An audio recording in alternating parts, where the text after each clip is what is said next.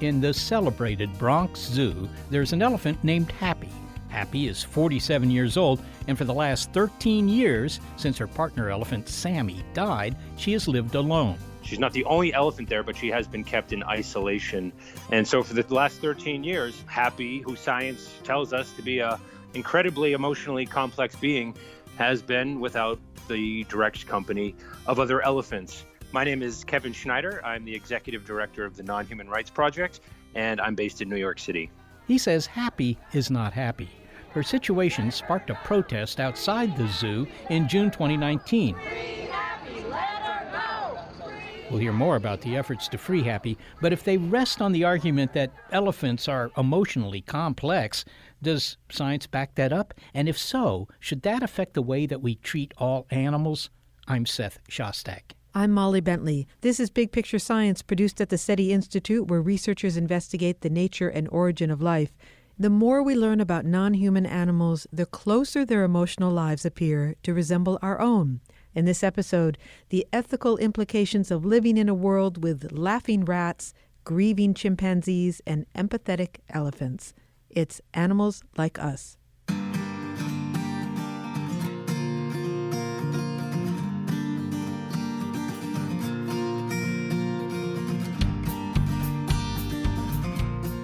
Our understanding of non-human animals has evolved considerably from the days, not that long ago, when animals were thought to be no more sentient and simple machines. Back then, scientists were urged to avoid terminology that reminded us of human behavior.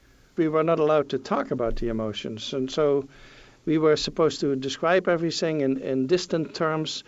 So, for example, chimpanzees kiss each other, you have to call that mouth-to-mouth contact. Or if you tickle them and they laugh, you have to call that vocalized panting. But now it's looking like emotions are pervasive throughout the animal kingdom, and that the distance we deliberately put between us and other animals is getting harder to defend. In no relationship is that more true than the one that we share with our closest primate relatives, who we now know experience joy, sorrow, and even humor.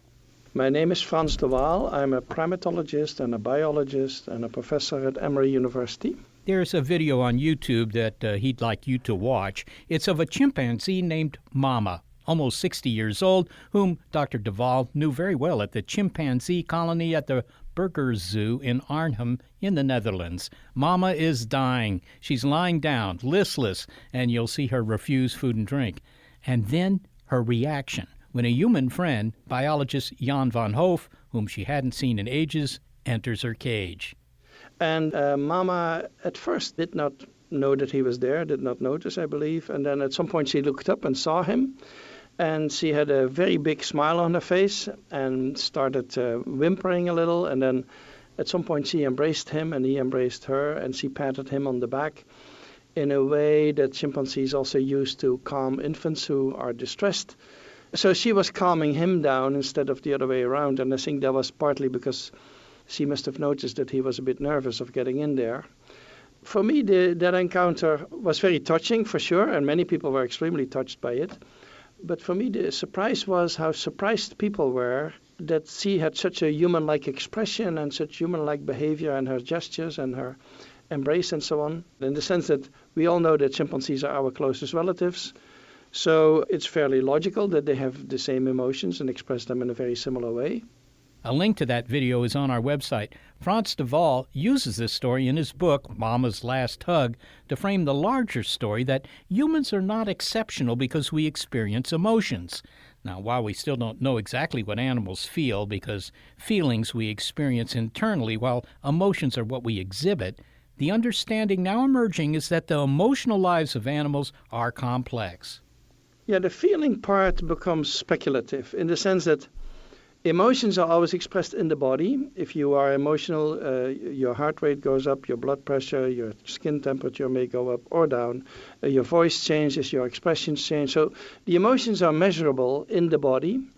As soon as we get to feelings, which are private states, it becomes tricky. Even with humans, it becomes tricky because you may tell me how you feel. You may say, I'm very happy. But how do I know that what you consider happy is like happiness for me? And with animals, it becomes very speculative. And so with animals close to us, my assumption is that the feelings are going to be very similar. So in chimpanzees and other primates, and maybe even in all the mammals like dogs and cats and so on. But as soon as you go more distant, you go to birds and lizards and fish, I'm not sure that I know much about the feelings or that I can speculate about them.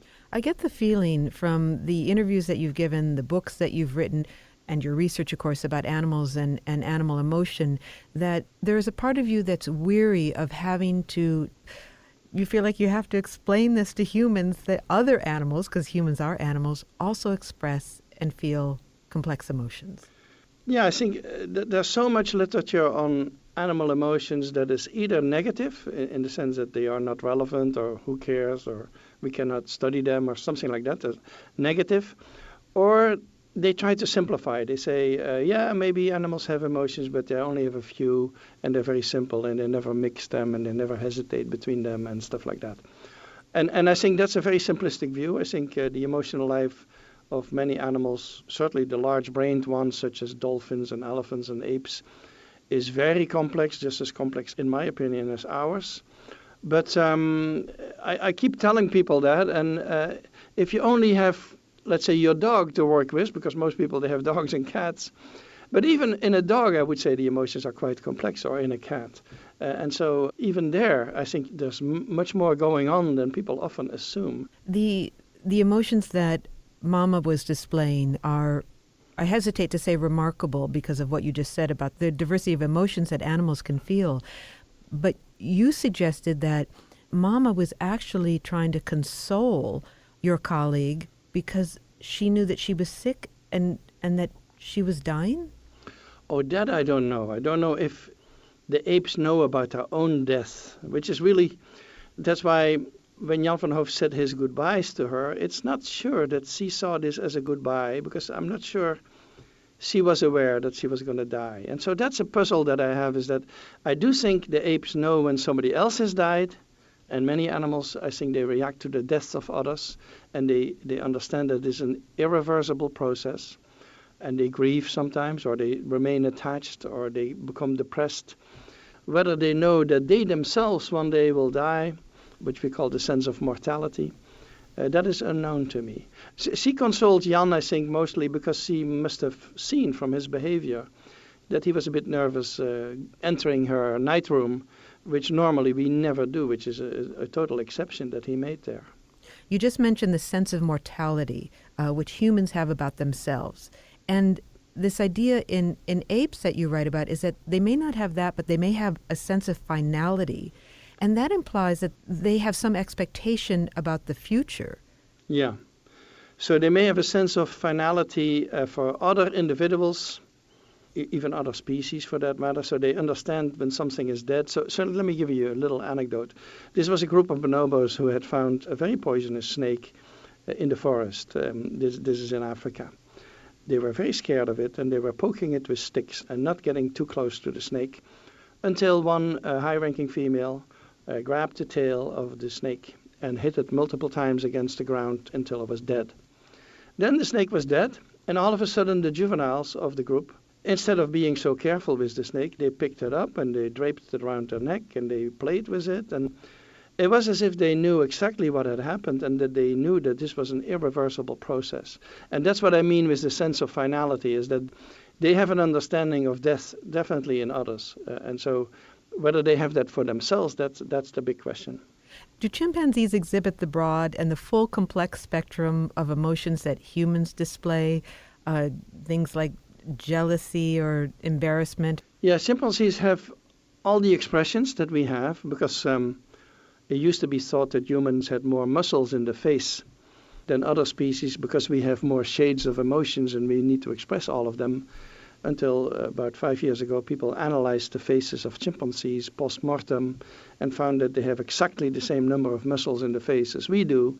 And so they can express just as many subtleties of emotions as we do. And I think they have all of them. And so I mention in the book, of course, many examples. One that I think is really interesting is that they have a sense of humor, because I describe laughing and their laugh expression and their laughing sounds, which typically they make only when they are playing and tickling and wrestling, and it's very physical.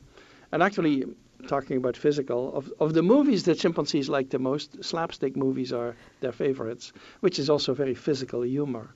These emotions and this catalog of facial expressions is not limited to primates. There are catalogs of animal signals. These are called ethnograms, I believe. And we have them for other animals, including rats. Mm-hmm. Can you describe for us some of the facial expressions of a rat? Well, it was always assumed that rats, the rodents in general, they have no facial expressions.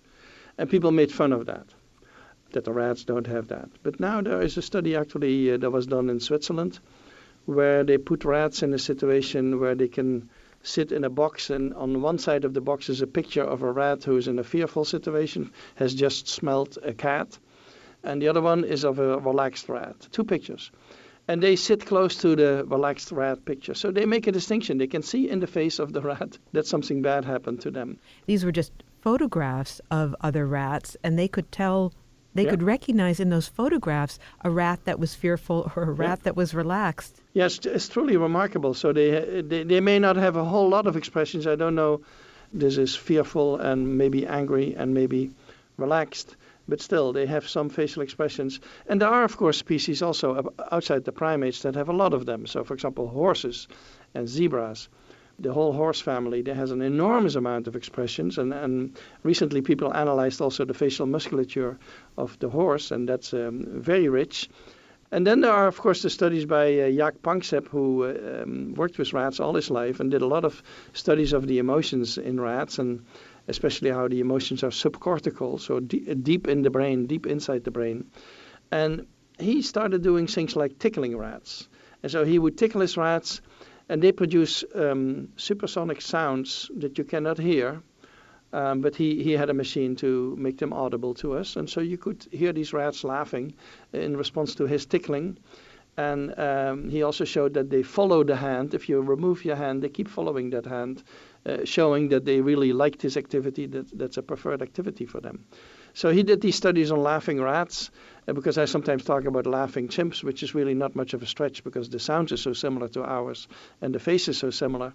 But in rats, people had never assumed that. All of this work has moral implications. So there was a time, let's say previous century, where animals were stimulus response machines, and that's what the behaviorists wanted us to believe. They're called behaviorists because they said we should only look at behavior, we should not assume internal states like feelings and thoughts and mental processes. We should just talk about behavior. And they presented animals like machines, and if that's the case, then you can do whatever you want with them. But now, if we're starting to think about animals as intelligent beings that have cognitive processes very similar to us, that have emotions and maybe feelings very similar to us, we cannot treat them any way we want. We have to have a bit more respect for them.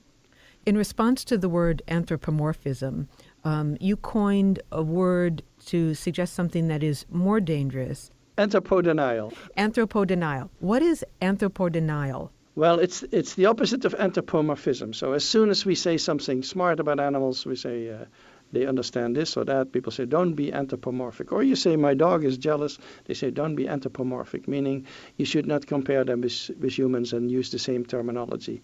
Anthropodenial is the opposite, is where people deny the connection between human and animal. They deny that we humans are animals.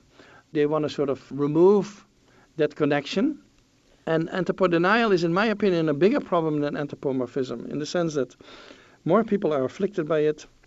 Especially in the university, we have whole departments like anthropology, philosophy, parts of psychology that are in anthropodenial, and that try to deny the connections and try to depict humans as something really special. Humans are really different from all the rest. And for the biologists, this is hard to swallow, because we humans, we are animals. We have brains very similar. There's nothing in our brain that you don't find in a monkey brain. Our brain is bigger. And so that's an important observation. Our brain is bigger, so more powerful. That's an important part. But there's nothing new in our brain. And so we should not set up those differences. And I feel anthropodenial is the bigger problem of the two. Frans de Waal, thank you so much for speaking with us. It was really a pleasure. You're welcome. Frans de Waal is a primatologist, biologist, and professor at Emory University, and he's the author of Mama's Last Hug. One thing that comes up here is that, the number of facial muscles is some metric of how many different emotions you can display. Well, I like thinking about rat facial expressions. And Yes. that rats can see fear in other rats in images of other rats. Yes, and obviously they're tuned into something that's pretty subtle, because you can look at a rat all day long and maybe not see any change in facial expression. What did you think about the favorite genre of comedy for chimps? Yeah, they prefer slapstick, right. They would love the Three Stooges, and maybe they did if they ever got exposed to them. So chimps love chumps, I guess you could say.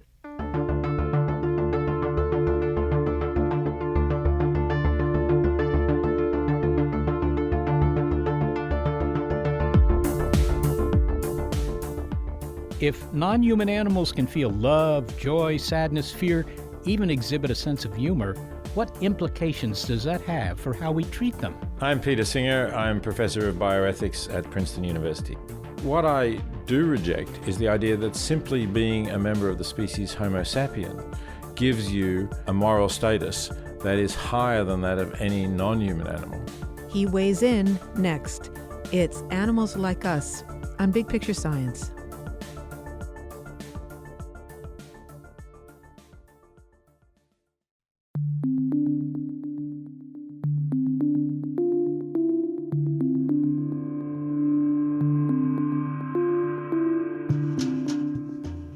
When bioethicist Peter Singer wrote Animal Liberation in 1975, taking on animal suffering as a serious philosophical issue, it radically changed the conversation about animals.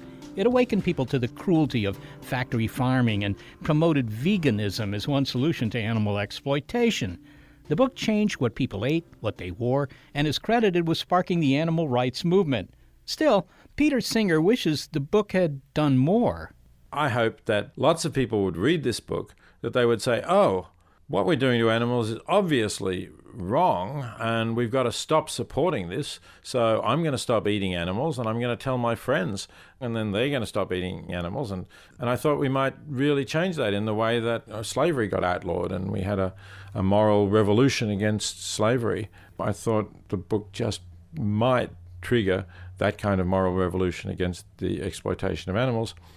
And really what it did is start a movement with a group of people who have that attitude, but that remains a minority group in this society. We're talking about the evidence for the complex emotional lives of other animals in this episode of Big Picture Science, and now the ethical ramifications of these discoveries. The early animal rights movement was built on the idea that we should prevent the physical suffering of animals. But how does the argument change when we add the possibility that they can experience emotional suffering and stress as well?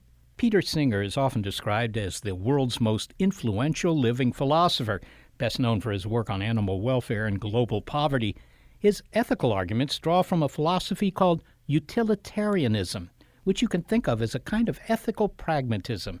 The measure of ethical behavior is whether it's doing the greatest good by maximizing the happiness and minimizing the suffering of living beings. And while Peter Singer does not hold that human rights are exactly the same as animal rights, if an animal is capable of suffering, then we shouldn't discount its pain just because it belongs to a different species. Certainly knowing about their emotional lives complicates our relationship with them, because if we thought that it was only physical pain that we needed to avoid inflicting on them, then it would be much simpler as to questions about how we confine them or keep them, whether alone or with their species. That would be much simpler. We really wouldn't have to worry about that. We would be say, oh, we're not inflicting physical pain on them. Yes, they're solitary and in a cage, but we've done enough. But I think once we recognize that they have emotional capacities, that they have emotional needs, then things change. And we can't just keep them solitary in a cage if they're a social animal. We can't keep them without stimulation and activity if they're an animal who can become bored easily. So, yeah, it makes a big difference. Frans de Waal talks about not just the ability of animals to experience joy and fear and sorrow, but that chimpanzees, for example, will console each other and even console their human caretakers in times of sorrow.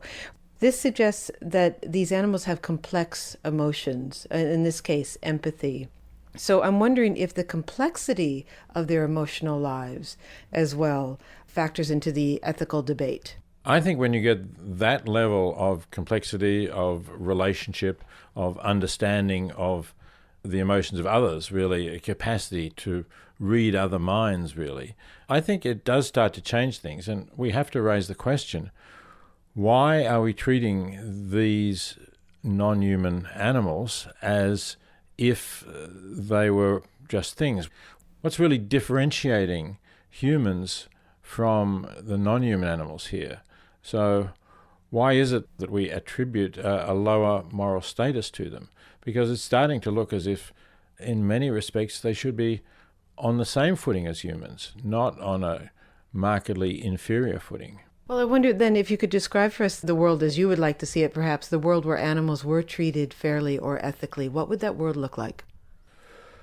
Well, let's still focus for the moment on the great apes and other animals where we are aware of these complex emotional responses. I think we would include them within the sphere of beings who have a moral status that means that there are certain things that we should not do to them, or that we should not do to them except in extraordinary circumstances. So you might call it the community of beings of equal moral status. That's how we think of humans. We think of humans as having equal moral status in a fundamental way. That means that we can't just use them for our ends. We have to respect their ends and how they want to live and what they want to do. So that would dramatically change the status of these non-human animals. We would treat them more like we treat other humans, perhaps humans with capacities that are not quite those of full normal adult humans. But of course, there are other human beings who don't have those capacities, and we still recognize their moral status. So this would mean that chimpanzees, for example, would not be tested upon, but would they be kept in zoos? Would they be kept in captivity at all? Can you be specific? Yes. So fortunately, we have already started to recognize that we shouldn't be testing on chimpanzees, and that's not permitted except perhaps in very rare circumstances. Would we keep them in zoos? Well, not in zoos as such. If the idea of a zoo is that the animals are there for us humans to look at and to be entertained or amused by, then no, just as we wouldn't do that with other groups of unusual human beings, so we shouldn't do that with great apes either.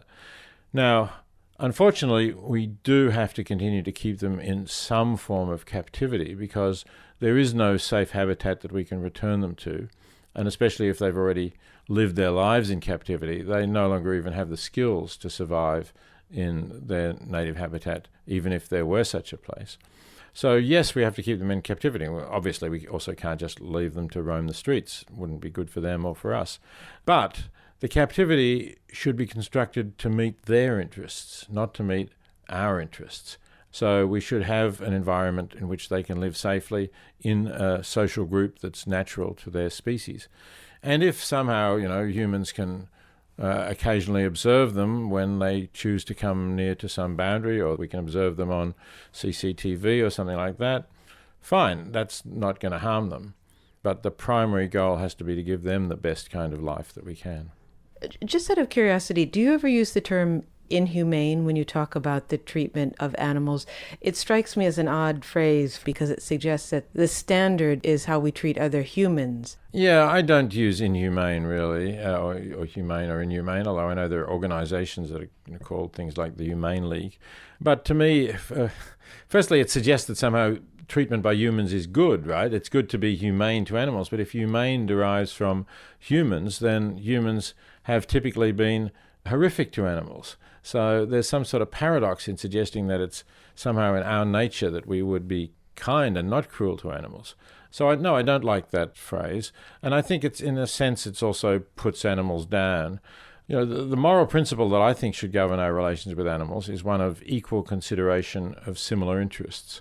So we should be looking at what interests they have, and where those interests are similar to ours, we should give them the same weight, the same consideration, the same attention that we would give to those interests if they're experienced by humans. So, for example, if something is going to cause a similar amount of pain to a non-human animal and to a human. Let's suppose it's a physical wound with a knife, or it's a burn or something like that, and let's suppose the skins are equally sensitive. We should think it just as bad to do that to an animal as we would think it to do that to a human.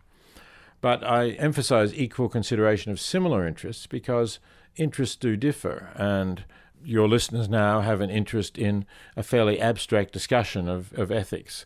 Chimpanzees don't have an interest in that kind of discussion. They can't follow that sort of discussion. So we should recognize that humans have some interests because of our higher cognitive abilities that non-human animals don't. And there things become different. There we can't say equal consideration because they're different interests.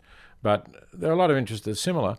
And what Frans de Waal and others who have studied non-human animals, great apes and other primates, have shown is that this range of similar interests is not just the physical pain. It's not just the cuttings or the burnings.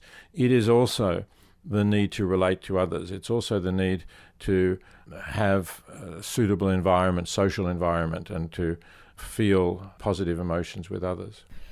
What arguments do you find get people to change the way they treat animals? There are a lot of different arguments that get people to change, but a lot of people don't really know about factory farming, or they don't know very much about it. They don't understand what it does to the animals. They don't understand that chickens have needs too, that crowding 20,000 chickens into a single shed is contrary to the social needs of the chicken, and that chickens normally learn individuals. They recognize the individuals around them, and they form a pecking order on the basis of their knowledge of those individuals.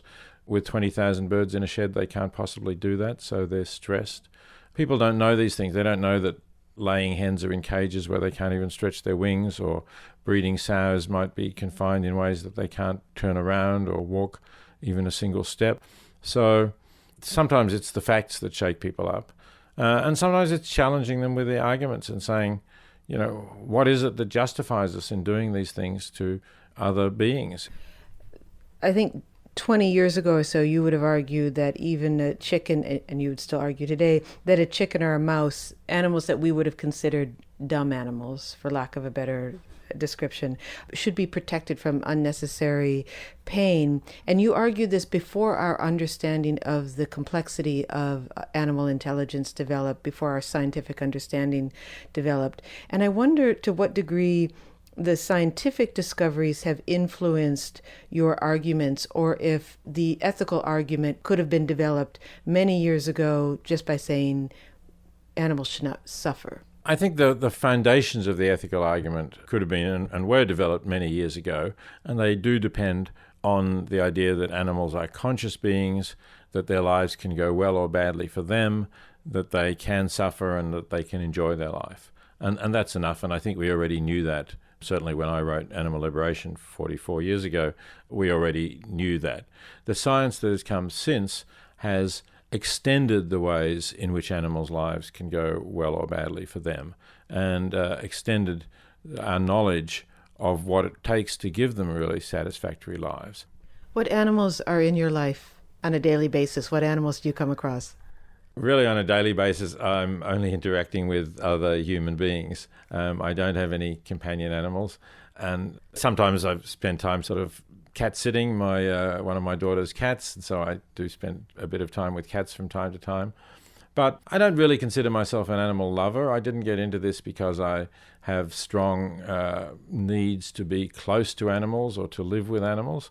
I got into this because I learnt that the way we treat animals is simply one that can't ethically be justified.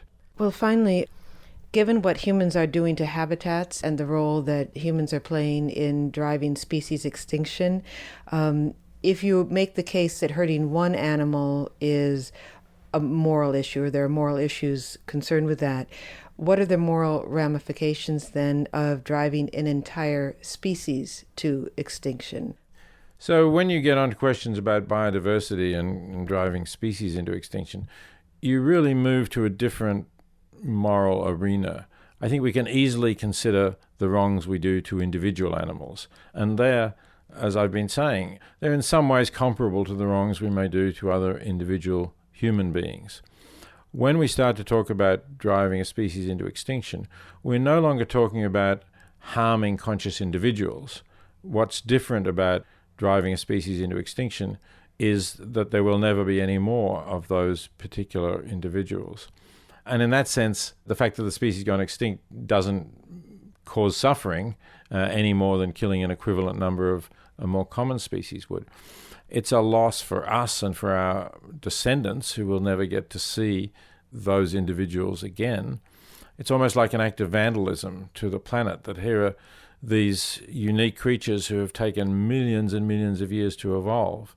And within a couple of hundred years of our industrialization, we get rid of them. And that's something that really should make us stop and reflect on what we're doing to the planet and to all the creatures on it. Peter Singer, thank you so much for speaking to us. Thank you, Molly. It's been a pleasure speaking to you. Peter Singer is a professor of bioethics at Princeton University.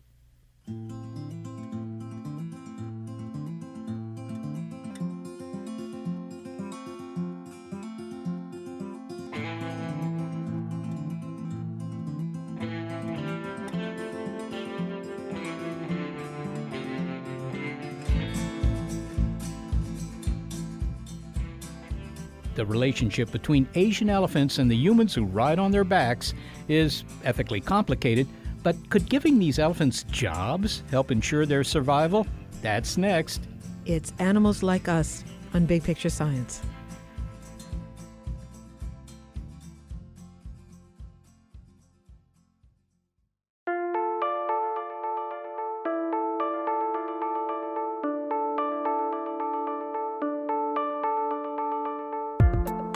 Animal emotions. Do they exist? And the implications, if they do, on how we treat other creatures. That's what we're talking about here on Big Picture Science. Now, we've heard about chimps, but here's another intelligent species, elephants. And they can also pass the mirror test like the chimps. They can recognize themselves in a mirror. So they're intelligent, but they're also highly social. They form close bonds with family and other members of the herd. Love and grief are just some of the emotions in a pachyderm's repertoire. And woe to anyone standing in its path who doubts an elephant's ability to express fury. Now, we heard the argument that keeping animals in zoos may be unethical, and so is releasing captive animals who lack the skills to survive in the wild. This suggests that the captivity of animals in some cases is a necessary compromise. Humans have a long history working with Asian elephants.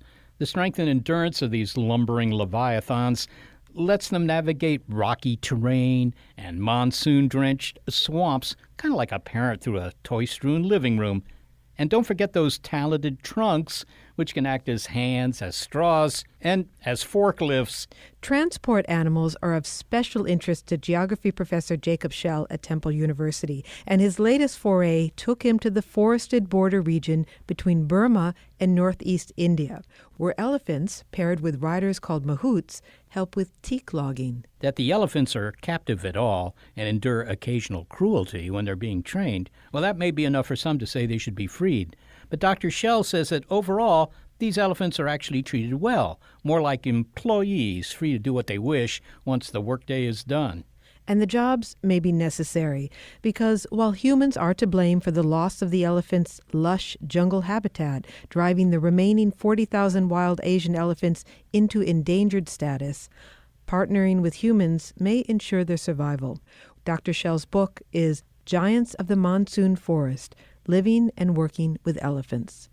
These aren't elephants that are doing tricks like in circuses. These aren't elephants who are there to entertain or charm tourists, though that can be a really positive thing under certain circumstances anyway.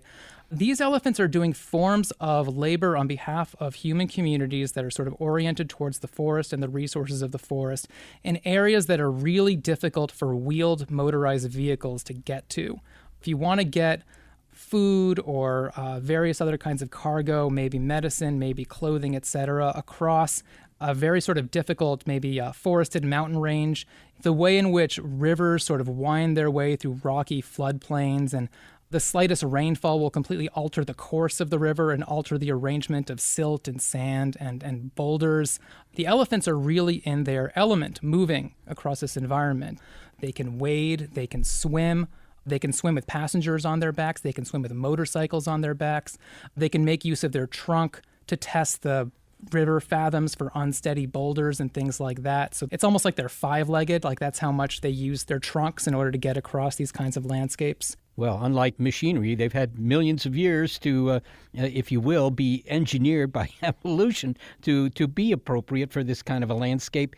Let's consider the day in the life of a working elephant. I mean, yeah, they wake up or whatever. I don't know if they wake up, but they get retrieved by the mahouts, who give them a bath. That's great. Wake up in the morning and get a bath. And then, they work during the day, and then they're released into the surrounding forests in the afternoons and evening. Why is that? I mean, why don't they just tie them up to a hitching post, as they always do in the Western movies, at least with horses? Yeah, that's a great question. And that's actually really crucial to another thing that drew me into the topic and persuaded me as I was doing the research that these communities that do this might have a lot of insight into how to conserve and even revive this species over the rest of the century. They're letting their work elephants into the surrounding forest each night, in part because each elephant requires so much food over the course of the day. That could be bamboo leaves or vines or creepers or things like that. So much food over the course of the day, many, many hundreds of pounds, that for a human to gather all the food per elephant becomes an inefficient source of extra labor to have to add into just keeping the elephant around. It's not economically worth it. It makes more sense to release the elephant into the forest each night and let the elephant find his or her own food. In addition to which, the elephant will tend to mate with wild elephant herds that are passing through the area, or for that matter, with each other. And this is really essential for how this particular human-animal relationship has been able to sustain itself. Elephants are very kind of stubbornly hesitant maters or breeders, especially if they're inside of environments that they sense are not in their control. They've been enclosed in some way, maybe inside of a zoo or even inside of a tourist park. They tend not to like to mate with each other. By contrast, when they're released into the sort of open forest on a nightly basis this way, the females tend to get pregnant. The males are presumably making some of the wild female elephants pregnant. And so in this way, it's been suggested by more biologically oriented scientists than myself that work elephants actually reproduce at somewhat over twice the rate of zoo elephants, to give you an idea of how important that is from the standpoint of conserving the Asian elephant species. Now, Jacob, these elephants are obviously good at carrying teak timbers around, putting them in trucks or wherever. But they're more than just oversized mules. They show ingenuity.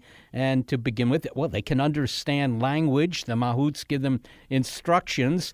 I think you write that they have a vocabulary that's somewhere between 35 and 100 words, but it could be 35 or 100 words in various languages, and they can learn several of them. Yeah, I mean, they're extraordinarily intelligent animals. And what's so remarkable with Asian elephants is that they're able to do these very cognitively demanding, complex types of work, complex works that really oftentimes require real kind of problem-solving skills. They're capable of doing it without having been selectively bred to do it.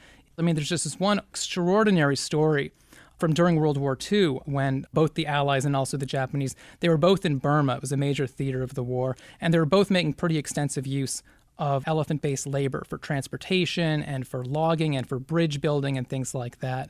And one particular elephant, this is on the British side, he was being asked to push a big log onto a bridge pylon, and the log kept slipping off of his tusks, either slipping backwards onto his mahout, which the elephant wasn't happy about that because the elephant doesn't want the mahout to get hurt, or slipping forwards and then hurting people who are on the pylon. So all the people on the scene were completely at a loss for how to proceed. What do we do? They weren't really accustomed to the requirement of being asked to build wartime bridges in the middle of the jungle before. And it was actually the elephant, according to the person who recorded this incident, it was the elephant who figured out what to do. And the elephant grabbed a sturdy club-shaped bit of wood with his trunk and then wedged it diagonally between his two tusks. So it's like a diagonal safety lock or stopgap. And in this way, having sort of tied the club between his tusks with his trunk, was able to create a really sturdy way of preventing the log from slipping either backwards or forwards.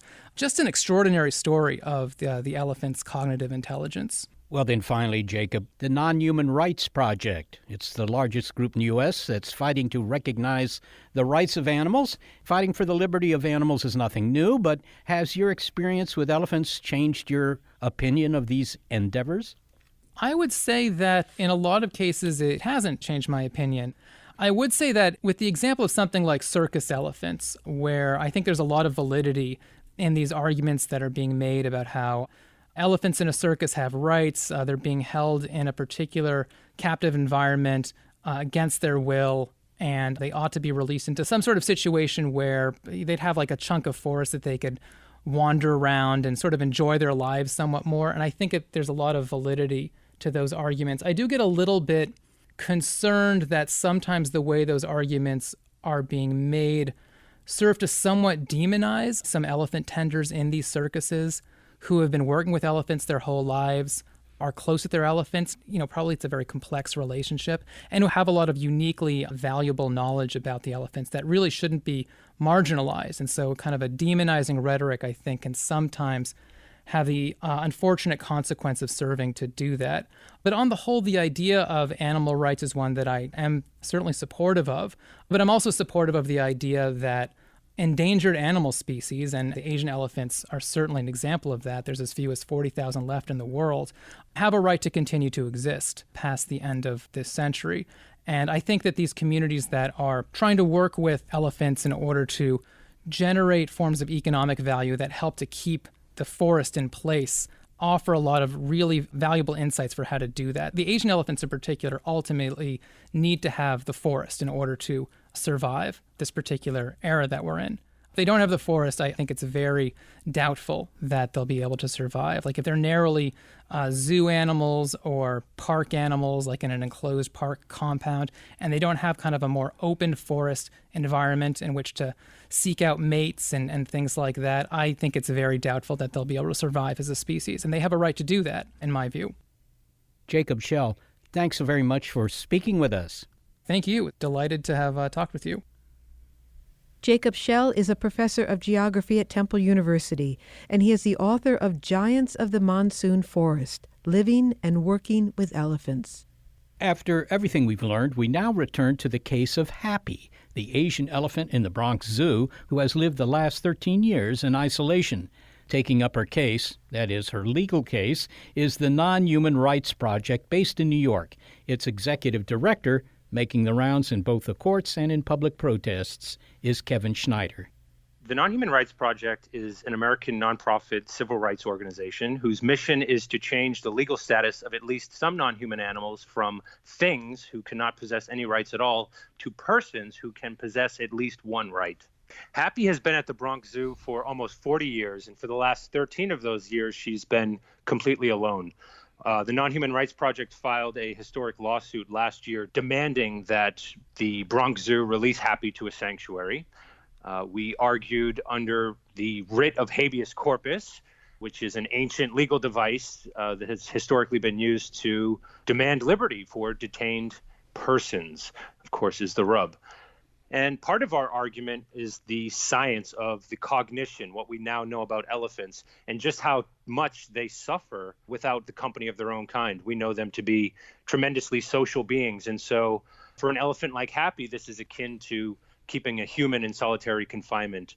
And so that's what our lawsuit and now public protests and other efforts are all about. So this will be decided by the judge. I mean, this is obviously not a jury trial case. That's right. This will be decided by a judge. If I were to go see Happy at the Bronx Zoo, I mean, does she just sort of sit in a corner? What would her affect be? So let's bear in mind that this is the Northeast. So for about half of the year, she's kept inside a small industrial barn. But for those times when she is allowed outside, there are wires surrounding about this acre patch. There are a number of plastic trees and a small pit of water like a kiddie pool. And indeed, she'll spend a lot of time, when you can see her as you go by on the monorail, staring outward past the gate and swaying in a way that experts on elephant behavior will tell you is a sign of what's called stereotypic behavior, and a sign that elephants are indeed suffering the impacts of captivity. And if she were moved to a sanctuary, first, where would that be, and what would her life be like there? There are 2 sanctuaries that are up and running for elephants in the United States right now. One is the Elephant Sanctuary in Tennessee.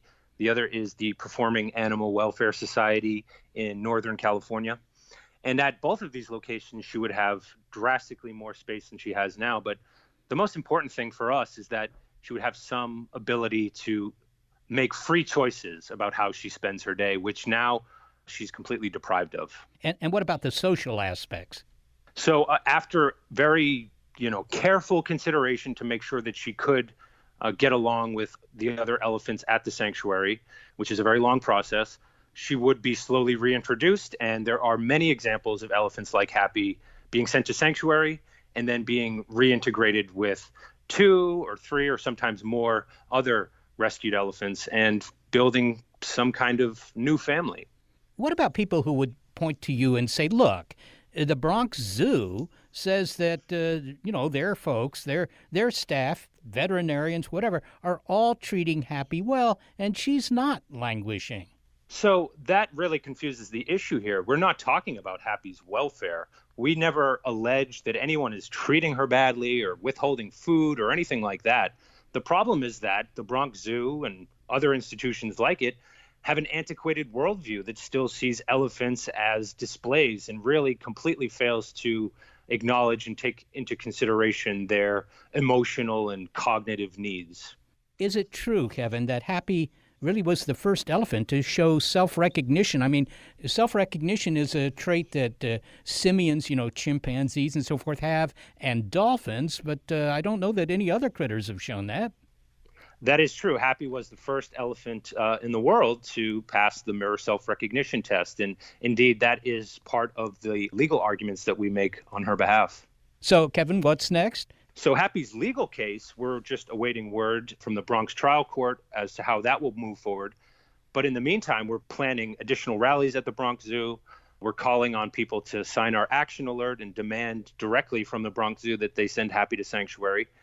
And we're also planning for other efforts that we invite the public to really begin getting involved with in a way that we haven't been able to do yet because we've just been in court.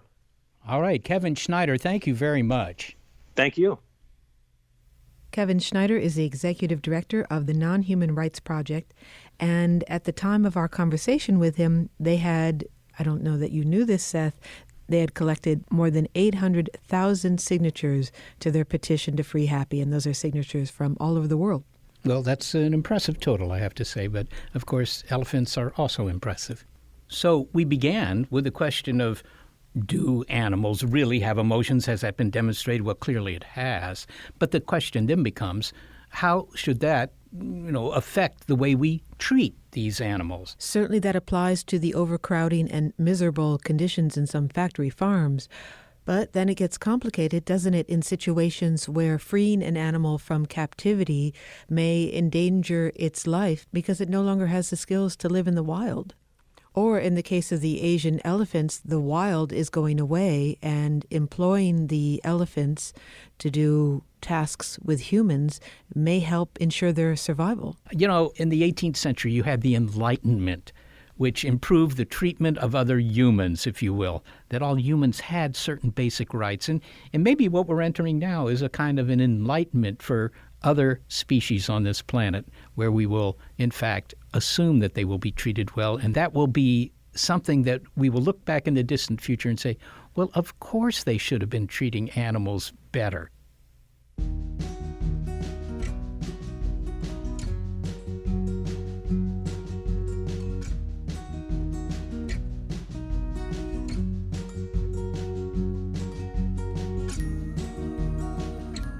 Thank you to all the human animals who made this show possible. Senior producer Gary Niederhoff, assistant producer Sarah Derwin, operations manager Barbara Vance. I am executive producer Molly Bentley. Thanks also to financial support from Rena Shulsky David and Sammy David, and to the William K. Bowes Jr. Foundation. Big Picture Science is produced at the SETI Institute, a nonprofit education and research organization whose scientists study the origin and nature of life including the possibility of ancient lake beds on Mars. I'm the Institute's senior astronomer, Seth Shostak, and I occasionally do get emotional. And a big thanks also to our listeners. Your ears have been attuned to an episode of Big Picture Science that's called Animals Like Us. If you'd like to hear more Big Picture Science, well, you'll find past episodes in our archive at bigpicturescience.org, and our website also has links to the guests you heard. You may be listening to our radio show, but did you know we're also a podcast?